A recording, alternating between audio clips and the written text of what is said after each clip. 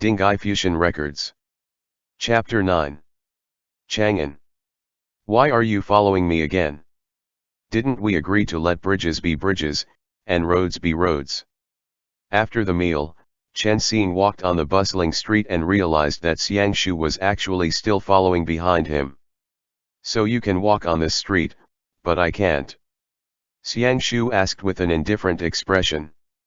Chen Xing, okay, you're going this way too.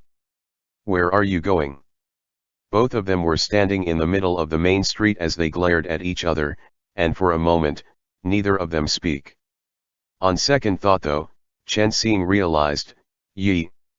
Could it be that this bastard has no money on him?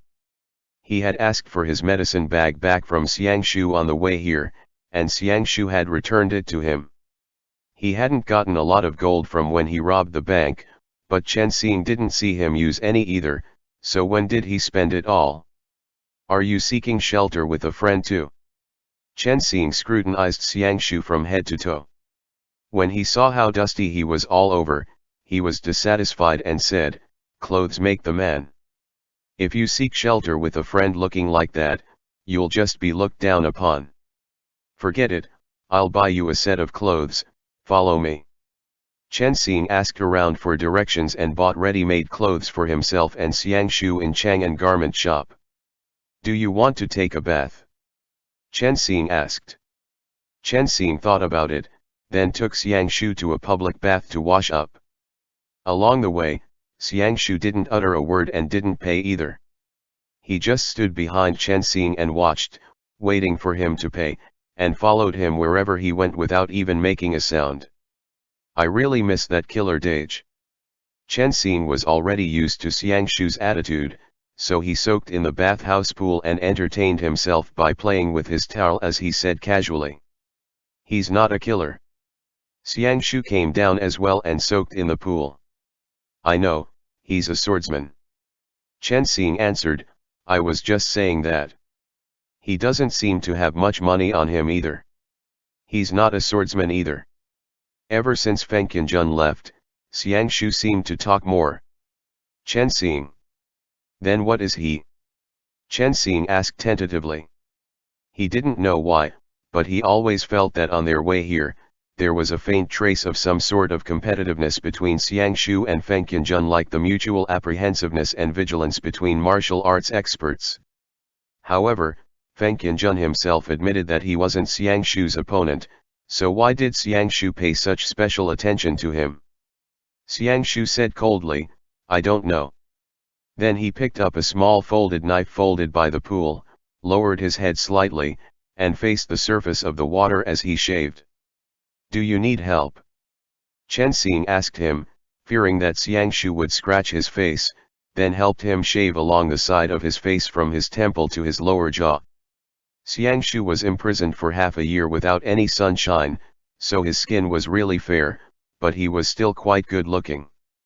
After changing into new robes, he looked like a completely different person and wasn't inferior to the beautiful men of Xianbei who walked up and down the streets. When the two of them left the public bath, it happened to be noon. Chen Xing looked at Xiang Shu, who took out the mask that he had seized in Longzhong and casually put it on his face. It was a thin wooden mask that could be seen everywhere in Chang'an City's market and only covers a small area. After wearing it, it could only conceal the upper half of his face while his warm lips and high nose bridge were left exposed, further enhancing his handsome and mysterious temperament. What does that mean? Is he afraid of getting recognized? Chen Xing thought. Then, Chen Xing felt really sour in his heart as he studied Xiang Shu. He had wanted to say, I'll say farewell to you here then. It's over, you handsome bastard protector, just get lost ba.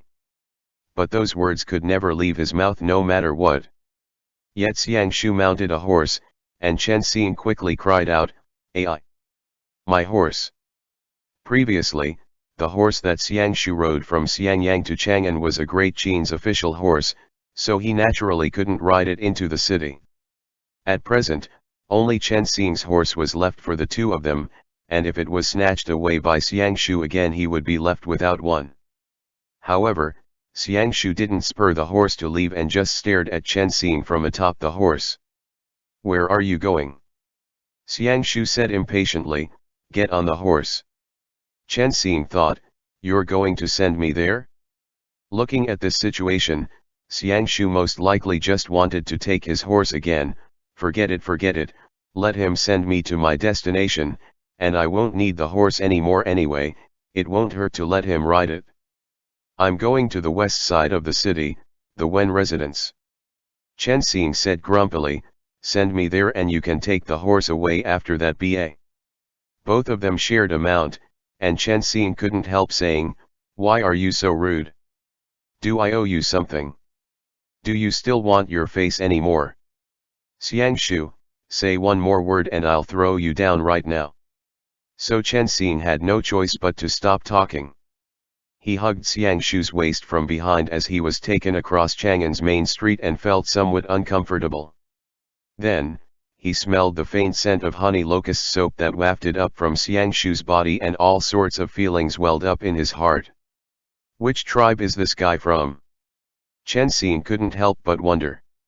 Amidst the 5 barbarians in Chang'an now Di, Ji, Xiannu, Jiang, and Xianbei, the Di people were imposing and bold, the Ji people were brave and aggressive while the Xiannu people had rough and wild personalities. Only the Jiang people and Han people had similar customs, and they had settled in Longxi for many generations. Amongst the 5 barbarians, Xianbei was publicly recognized to be the best-looking ones. Xianbei people were of Donghu origins, they had smooth and soft milky skin, dark blue eyes, but very cruel and obstinate natures. The one whose name was known all around the world and also the one who Fu Jian was madly in love with, Murong Chang, came from the Murong family, one of the 4 major families of the Xianbei clan. In addition, the close friend that Chen Xing had come to look for came from a family that was ranked 4th among the influential Xianbei families. "I'm looking for Yuan Xian." Chen Xing was with Xiang Shu in front of the Yuan family's large residence as he said to the doorman. A small window opened from the inside, "My master is not at home." Then it was closed with a bang, and the wooden window was shut right in front of Chen Xing. "Chen Xing, he is here." "What do you mean by this? Open the window." Xiang Shu just stood silently behind Chen Xing and didn't respond to him, as if nothing had happened. Chen Xing could only knock on the small window again and say, "I'm your master's schoolmate, we used to be best." Before he finished talking, a golden light flashed when the small window was opened again. Xiang Shu had casually flicked a gold ingot inside, and they heard a happy "aya" sound travel out from inside. The side door was unlatched. Come on in." Chen Xing. Chen Xing looked at Xiang Shu and just followed him in. After the servant watching the door obtained the gold ingot, he took the 2 of them to a room used for entertaining guests and said, "My master really did go to the palace. Please sit down and have some tea. What message would you like me to deliver?" "Just tell him that Chen Xing is here." Chen Xing saw that the Yuan residence was both grand and spacious with bamboo planted everywhere. Water from the mountains could be heard gurgling, it was a quaint place, and there were numerous maidservants. Then he continued, "Are old Master Yuan and old Madam Yuan around? It'll be good for me to greet them. Old Master has died from an illness." The servant answered, "Old Madam lives in Yuzhu, it's rare for her to come here even just once a year." Chen Xing asked, "Has Yuan Xian gotten married yet?" "Not yet." The servant answered, "Please take a seat first." Chen Xing said with a casual laugh, "He did say that he wanted to marry me and sure enough, he hasn't gotten married yet." Xiang Shu. Xiang Shu sat at one side and didn't drink the Yuan family's tea. Chen Xing pushed it towards him, but got no reaction, so he just did as he wished. "Do you know the Yuan family?" Chen Xing asked. "No," Xiang Shu answered. Chen Xing obtained such a concise answer again and finally couldn't resist from pricking Xiang Shu. "Has anyone ever told you that you're really boring? Everyone says that." Xiang Shu cast a glance at Chen Xing from under his mask.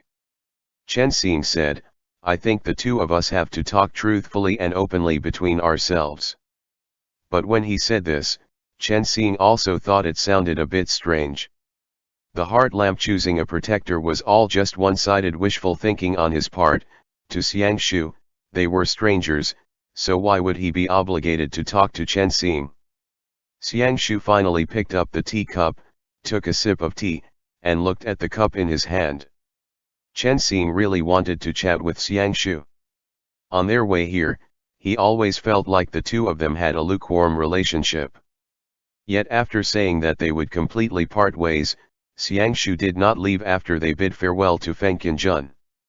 In terms of getting to know each other, the two of them were still not familiar with each other right now.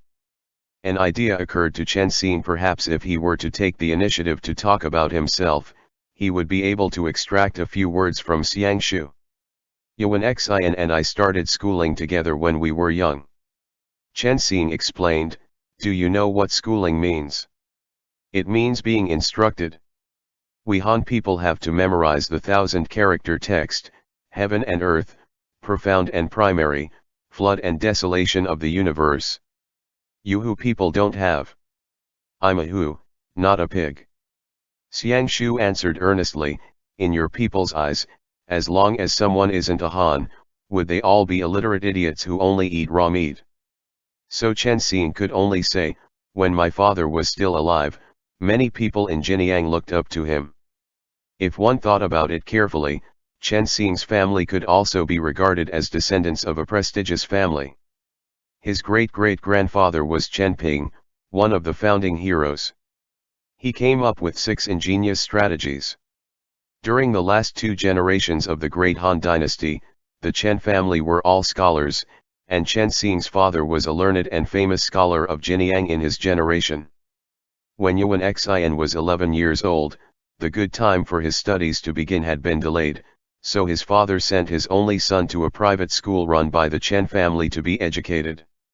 Chen Xing's father believed in education for everyone, irrespective of their backgrounds, and didn't discriminate against Xianbei people. Chen Xing learned to read and write essays ever since he was 5 years old, so naturally, there was no need for him to attend school every day. When he went over occasionally out of curiosity to visit his father, Yuan Xian took a strong liking to Chen Xing. He would hold Chen Xing's hand and take him everywhere to play. Little by little, the two of them got acquainted with each other. Chen Xing took him home, and after Father Chen saw that his son had a playmate, he loved both the house and the Croat houses and allowed Yuan Xian to study at the Chen residence. The two of them spent the best 2 years of Chen Xing's life together. During those times, both his parents were still around, and his grandmother was in good health. Yuan Xian loved Chen Xing dearly. Whenever his family sent something over, he would definitely save some for Chen Xing. When Yuan Xian made mistakes in his reading and writing, so he would have to endure scoldings and get punished to kneel, Chen Xing would accompany him in the yard too. The two of them would sleep together at night and chat as well. Chen Xing suddenly sensed that Xiang Shu seemed to be a little impatient listening to him. He radiated a kind of air like he was ready to pick a quarrel and cause trouble at any time. Tell me frankly, do you have any enmity with the Yuan family? Chen Xing observed Xiang Shu's expression, but because he was wearing a mask, he couldn't see it clearly. He was afraid that Xiang Shu would suddenly blow up if he saw something wrong with Yuan Xian, and there would be a lot of trouble if he were to kill Yuan Xian straight away on the spot. No, Xiang Shu answered. At that time, Yuan Xian had even asked Chen Xing to be his wife. Although Chen Xing was still young at the time, he was very knowledgeable and instantly burst out laughing and made fun of him. How could he ask a man to be his wife? Yuan Xian read sacred books, yet he still retained the wild spirit of the 5 barbarians within him. Amongst the Hus who came from the north, they never talked about abiding by any rules to harmonize yin and yang. As long as they saw beautiful youngsters, they would ask them to be their wives, whether they were a man or woman and regardless of whether they were close relatives. It was common for them to have several wives as well. Furthermore, by marrying a male wife, they could even help with physical labor, herding livestock, and hunting. Send a few cattle and sheep to get married, take the person home, and set up a tent to perform a ceremony commonly known as Kingla kowtows. After exchanging kowtows, they would shamelessly start making love once the tent curtains were let down, then the end. After Chen Xing, who was 6 years old at that time, finished listening to all that, he turned around and sold Yuan Xian out. He ran over to ask his father if he could get married to Yuan Xian, and Yuan Xian ended up getting a good beating. Chen Xing certainly wouldn't bring up the past again. But when he thought of the friendship between childhood friends at that time, he found it quite interesting still. During the 9 years of his training with his shifu in Mt. Hua, his shifu had a clear and cold appearance, and usually spoke bluntly. Even before his death, he rarely showed any warmth or affection. Chen Xing would often think about Yuan Xian during lonely nights. Such simple teenage feelings had always managed to touch him. Although Chen Xing couldn't remember Yuan Xian's face clearly, Chen Xing has always remembered the scene of that person climbing up the treetop in the yard to pick dates for him in his heart. Dusk was at hand. Chen Xing's belly was full from drinking tea and he thought, why isn't he back yet? He went out to ask a few times and even the servants sitting idly outside had changed hands, yet there still wasn't any signs of any activity. I already said I don't know. This servant didn't take his money, so he was getting impatient from Chen Xing's questions. If you don't want to wait anymore, just go back. Chen Xing began to feel bored. He paced back and forth in the room, but Xiang Shu continued sitting down lazily.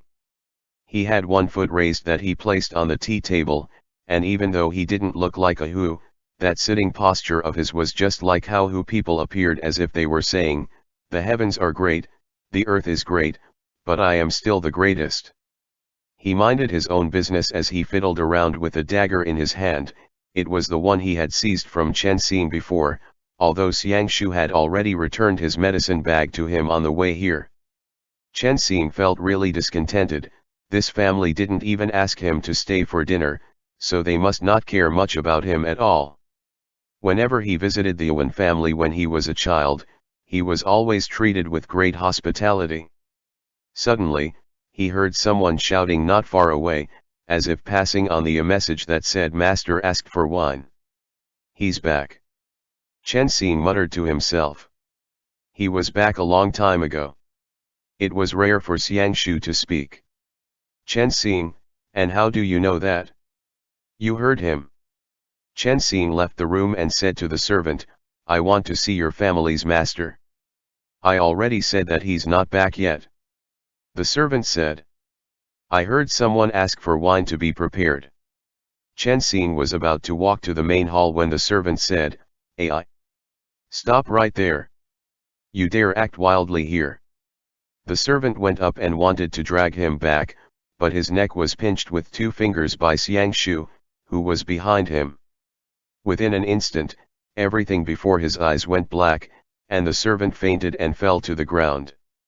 Chen Xing was about to go to the main hall when the housekeeper heard the shout. He had already come over and stopped. Young Master Chen, the master of the house has not yet returned. Why don't you continue waiting for a short moment? Or you could go back VRST, and come back again tomorrow. Chen Xing stopped and said, he must be back, I heard everything. Go and tell him that Chen Xing's here. Go, now. Xiang Shu had always been following behind Chen Xing. The housekeeper looked up at the masked man. He wasn't afraid of Chen Xing, but this man was of unknown origins and didn't seem like someone who was easy to deal with, so he dared not pick a fight with him. He smiled at Chen Xing patiently. He really isn't back yet, you heard wrong. Chen Xing pushed him and shouted, Xinge. In the garden behind a corridor, 2 men had turned around and were about to leave. Chen Xing shouted, Yuan Xin. Then he chased after them. Xiang Shu pushed the housekeeper aside. Chen Xing arrived at the front courtyard and shouted loudly, Yuan Xin. He saw 2 young men sitting in the hall, one was standing, while the other was sitting. Both of them were in their 20s. The one standing wore an azure scholar's robe, had a slender body, handsome face, and a clear countenance. The one sitting down was dressed in an ochre martial robe embroidered with the patterns of a torch dragon traveling through day and night. They both looked like Xianbei people, and the one standing was handing a cup of tea to the man sitting down. When they heard Chen Xing's shout, both of them turned to face him at the same time. It remained quiet for a while. The military official's grip loosened, and the teacup fell to the ground and instantly shattered into pieces with a clang. Chen Xian. Chen Xian looked up, and his gaze swept across both faces. On the face of the young man who wore the scholar's robe, he managed to discern the faint vestiges retained from childhood and laughed, "Xinge." Yuan Xian finally snapped out of his trance and smiled immediately, "You're Chen Xing." Only then did the housekeeper catch up. Yuan Xian immediately threw him a reproachful glance. Chen Xing didn't notice that minute detail and walked forward to pat him. Yuan Xian instantly made a gesture to block him lightly, then changed it to shaking hands with Chen Xing and patting his arm. Chen Xing didn't mind it and smiled as he sat down, then motioned for Xiangshu to come in. "You're still alive?" Yuan Xian was surprised. "Ah, yes." Chen Xing remembered now. At the time, Yuan Xian's whole family had moved to Chang'an, while his own family was destroyed in the conflagration of war. For the past few years, he had sent several letters to Yuan Xian but received no reply, so they were most likely lost on the way. He must have thought that Chen Xing was dead, so he explained, "You said that your family was in Chang'an, and I happened to come over, so I came to visit because I was thinking about you." After saying that, Chen Xing suddenly felt a sense of alienation between himself and Yuan Xian. Yet Yuan Xian just kept nodding, "This is great, I just knew that you must be alive." "Did you not receive my letters?" Chen Xing asked. Yuan Xian looked baffled. Chen Xing saw that the young military officer had been looking at him the entire time, so he smiled politely at him. Yuan Xian snapped out of his stupor and quickly introduced, "This is a mounted regular attendant, Tuoba Yan, his lordship Tuoba. Brother Tuoba, this was my schoolmate for 2 years, my Shidi." The young man named Tuoba Yan repeatedly nodded in a hurry. He didn't say anything and just looked at Chen Xing with a hint of a smile in his eyes. "Brother Tuoba is a true talent, and he looks so handsome too." Chen Xing smiled. He knew that the post of a mounted regular attendant was the commander of the imperial guards by the emperor's side. Although he wasn't too high in rank, he had great power. He didn't expect that Fujian would appoint such a young man to the post. And his words of praise for Tuoba Yan wasn't an attempt to butter him up. As soon as Chen Xing entered the hall, he noticed that Yuan Xian had grown up a lot in the past 9 years and was different from before. On the contrary, this young military officer's handsome appearance was unparalleled, and he looked quite elegant too. His stature was ramrod straight, and when he sat upright in a proper manner, it made him seem even more self-disciplined, which made Chen Xing feel very comfortable. When he heard this, Tuoba Yan suddenly blushed and looked elated. "Chen Xing." "Yuan Xian." The scene was so awkward that Chen Xing had to laugh with a ha ha ha and say, "It's true. Brother Tuoba, why is your face red?" "You. What about this person?" Yuan Xian quickly changed the subject. "Oh, his name is Xiangshu." Chen Xing said, "He's my friend." Chen Xing had wanted to say protector, but he'd rather not court a rebuff for himself. Yuan Xian exchanged some pleasantries with Xiangshu, but Xiangshu didn't pay any attention to him at all. Chen Xing thought, "You're the one who wanted to follow along, and yet you're still gonna be like that after meeting my friend. You should at least greet him ba." Fury was instantly aroused in Chen Xing's heart, and he was so angry that he felt like he had the guts to do anything. He smiled at Yuan Xian. "He's mute." Oh. Yuan Xian nodded. Chen Xing was only waiting for Xiangshu to retort, so he could then exclaim in surprise, "Oh, so you can speak." But Xiang Shu actually didn't say anything and just fell silent for a brief moment. End chapter. Dinghai Fusheng Records. Chapter 10. Night Meeting. Tuoba Yan's attention had only been briefly diverted by Xiang Shu before it returned to Chen Xing's face, as if he was beaming with joy. There was a slight tinge of a blush on his face from embarrassment and he seemed to be thinking. Brother Tuoba is also. Chen Xing looked at Tuoba Yan and thought, oh no, don't tell me he's genuinely mute. And thought I was scolding him. No. Yuan Xian quickly said, he's not. He's usually not like this, Brother Tuoba. Tuoba Yan coughed and took a deep breath. He looked like he wanted to say something, so everyone was waiting for him to speak, yet Tuoba Yan suddenly fell silent again. Chen Xing. Damn it. This is so embarrassing. What's the matter with this person? Tuoba Yan finally spoke, we'll go for a walk. Then Tuoba Yan suddenly stood up and left without saying another word. Chen Xing. Yuan Xian thought it was extremely strange as well. After he watched Tuoba Yan leave, he pondered for a while before saying, why did you come to Chang'an? Chen Xing said, well, it really fits the saying, life is too short, it's a long story, ever since we parted ways. Just as he was talking, Tuoba Yan suddenly came back in again and sat down.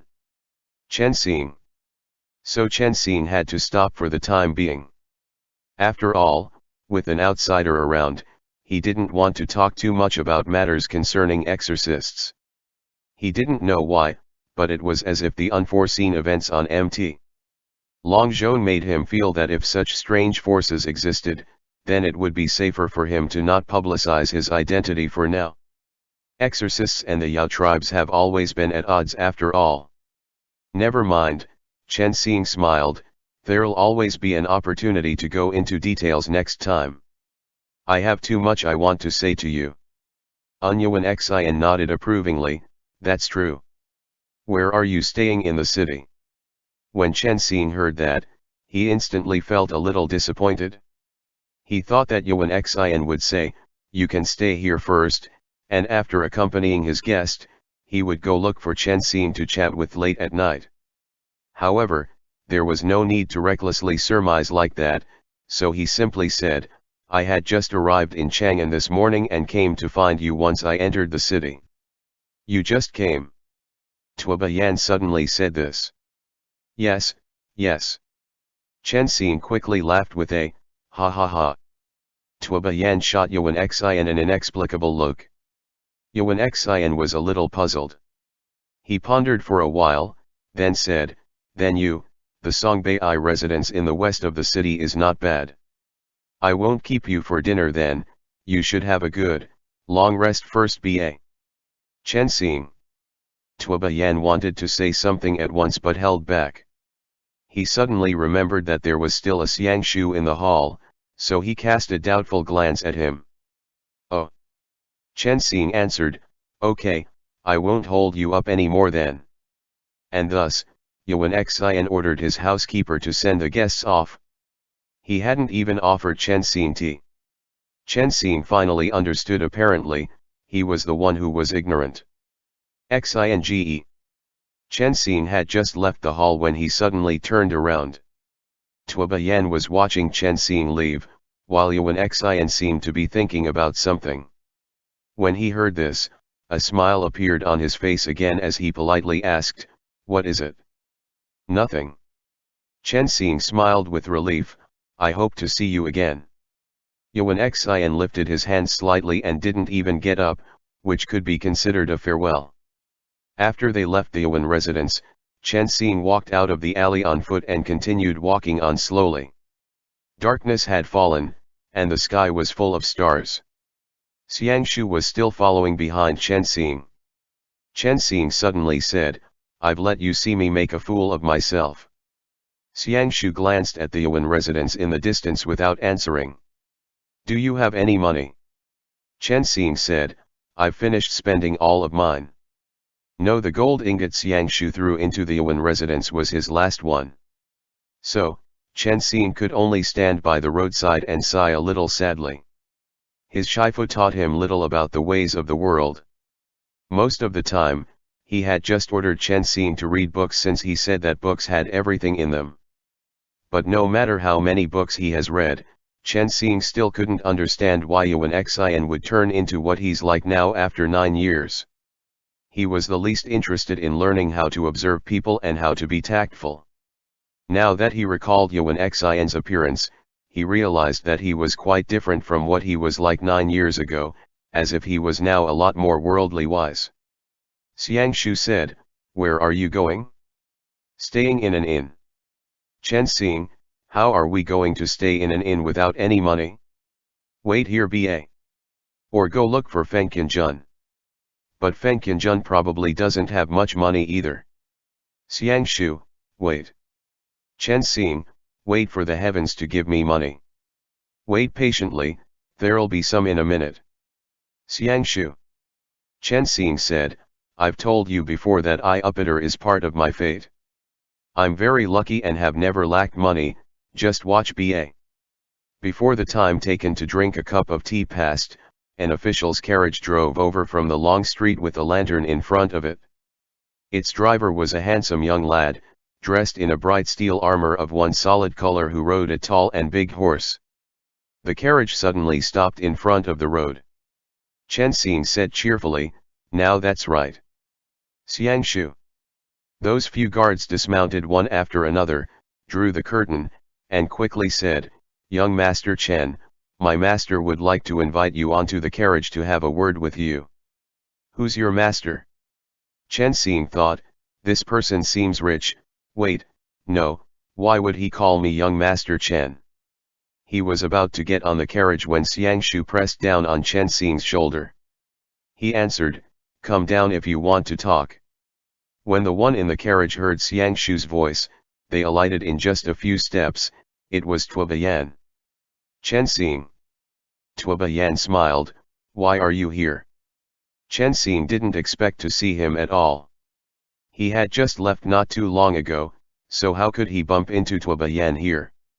He smiled, "You didn't stay at the Yuan residence for dinner?" "No," Tuoba Yan said. No, go away." As he spoke, he casually pushed aside the guards that had shifted over with torches to provide some illumination for Tuoba Yan. The guards thus dispersed in a hurry and quickly walked over to the wall behind the carriage to stand here.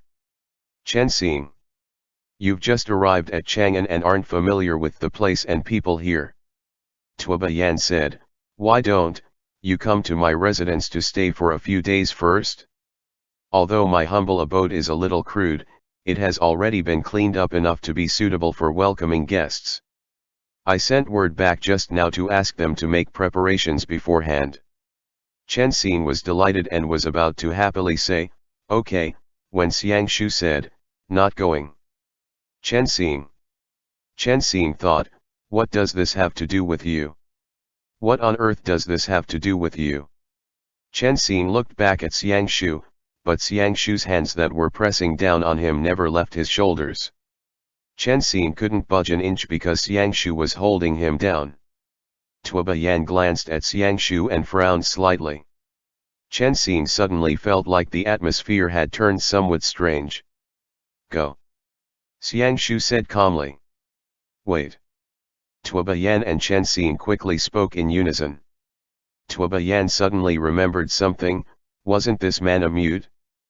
But he didn't question it. If it weren't for Xiang Shu, Chen Xing would definitely have followed Tuoba Yan right now. However, it wouldn't be good for Chen Xing to reject him in the end. Xiang Shu was penniless right now. If he were to stay with Tuoba Yan, it would be a small matter for Xiang Shu to sleep under a bridge, but it would be a huge matter if he decided to rob a bank. This place was Chang'an City, the city right under the nose of the Son of Heaven. If this Tuoba Yan couldn't remember Xiang Shu's name for a moment and said, "Mute brother is willing, then I'd like to invite you to stay in my residence as well, and give your little brother, a chance to entertain you both." Seeing how Yuan Xian treated him, this person shouldn't be of a low rank, yet he was this polite. which really surprised Chen Xing. Just as he was about to ask Xiangshu for his consent, Xiangshu said, "Not going, how many times do I have to repeat that?" In the next moment, Chen Xing felt a murderous intent rise, and Tuoba Yan seemed to sense it in a split second as well. However, that murderous intent was fleeting and disappeared once again without a trace after a short moment. "We'll find an inn to stay at first." Chen Xing was afraid that this rabid dog Xiangshu would stab Tuoba Yan over a slight disagreement and quickly said, "So we'll take our leave." Tuoba Yan knew that this person was difficult to deal with, so he nodded at Chen Xing, then, "Let's talk again when you're free." After he spoke, he took off a ring from his hand and stuffed it into Chen Xing's hand without giving him a chance to speak. "After you find a place to stay, dispatch someone to send a letter to me. The west side of the imperial city, the largest place, a vermilion residence in the middle with eaves that are inlaid with gold. The one with a door embedded with jade is my humble abode. This is the first time we've met, how could I accept this?" Chen Xing wanted to say, "You can just lend me some silver, why did you take off your own ring to give to me?" Yet Tuoba Yan turned around to get back in his carriage, and his guards went back to their positions in a hurry and drove the carriage away. Chen Xing couldn't speak for a moment. He held Tuoba Yan's ring in his hand. When he looked up, he even saw Tuoba Yan draw aside his carriage's curtain and make a two gesture with his fingers. He smiled, "This is the second time." Chen Xing. So the two of them stood by the roadside again. Chen Xing looked at the ring in his hand. It was formed through polishing ancient stones, looking simple and unadorned, yet it spontaneously radiated a faint light in the dark night. The stone ring was carved with a divine dragon that had its head and tail connected, its knife work seemed complicated, and the design was really exquisite. It was practically a work of art that could rival nature. What's more, it was a luminous stone ring.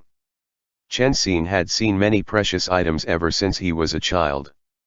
Even if a treasure of this level was compared to the collection in his home and master's house, it would not be inferior at all. Tuoba Yan had just casually taken off a ring that was worth at least 3,000 taels of gold and given it to him. That guy is really too extravagant. This shouldn't be some kind of magic weapon ba. Chen Xing started to have doubts. After the silence of all magic treasures aside from the heart lamp had turned into ordinary weapons.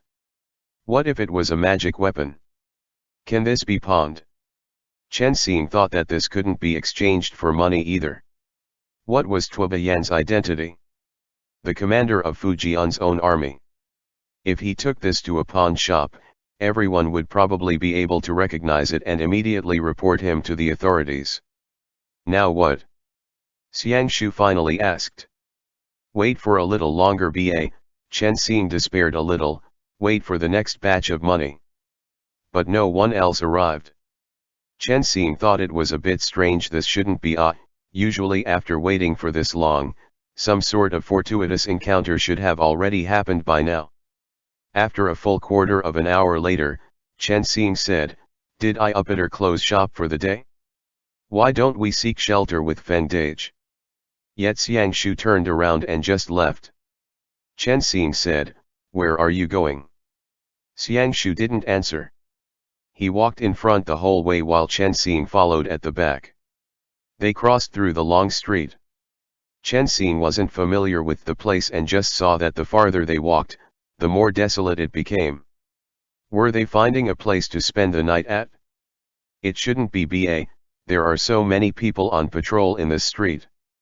Following which, Xiangshu reached the bottom of a high wall.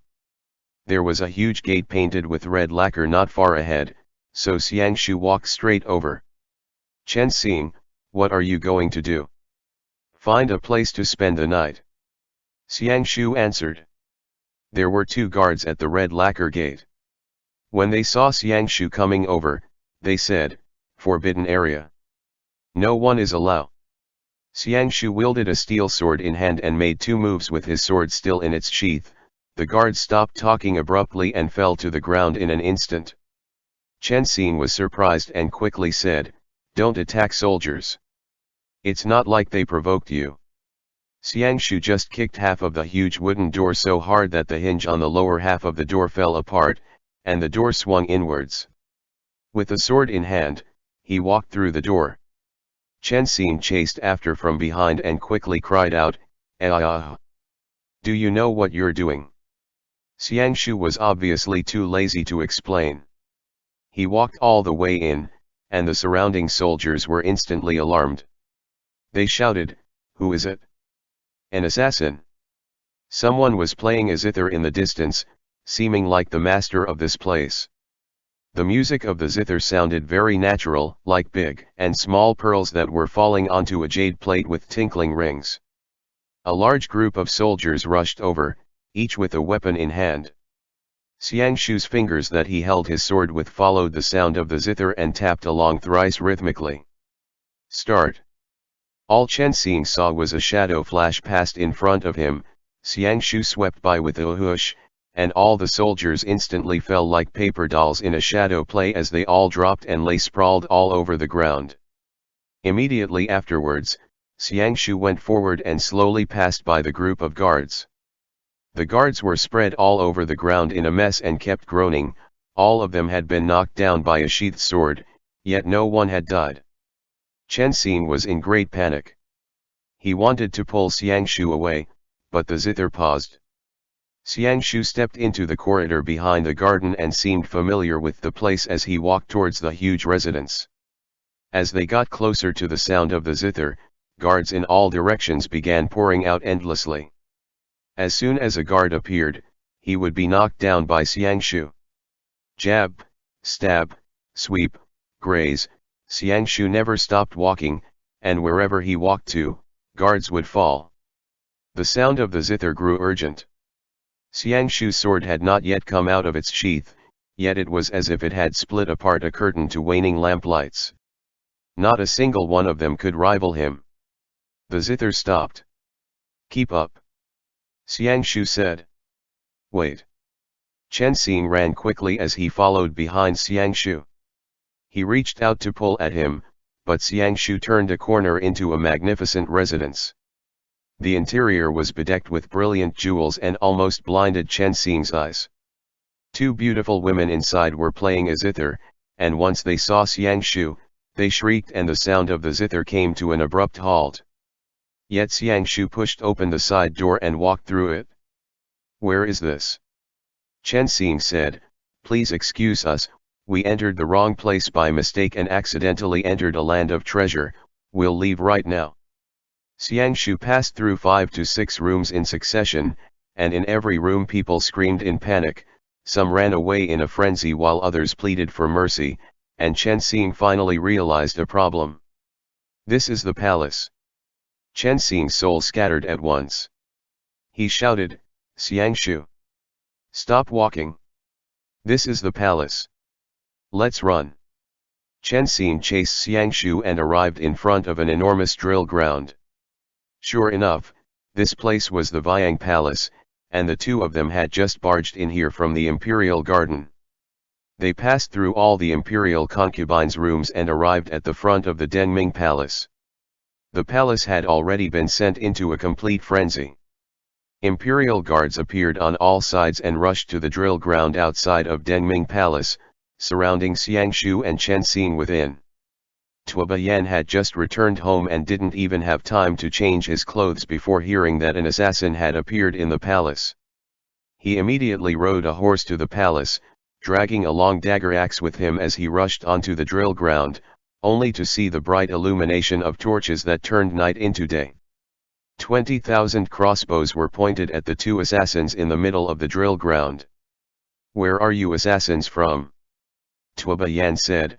"Wait. Why is it you two? Stop, don't shoot. Don't kill them." Tuoba Yan shouted out his command and appeared to stand out in the crowd. Chen Xing looked all around him, by the side of the drill ground, on the roof, and on the steps.